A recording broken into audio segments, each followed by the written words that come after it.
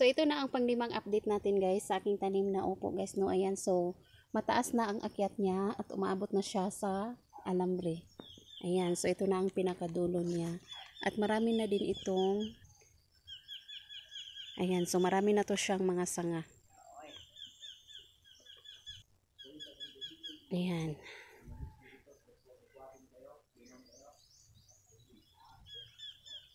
At mayroon na din akong nakita dito guys na maliit na bunga. Ayan, sana tuloy-tuloy ito.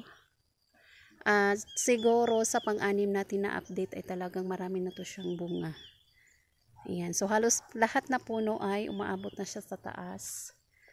At mayroon din tayong patula na kasingit dito. Ayan.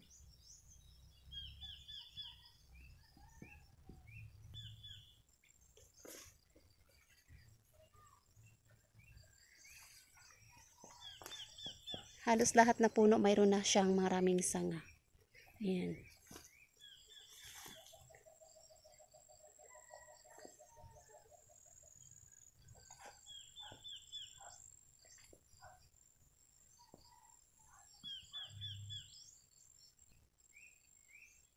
So thank you guys for watching and God bless.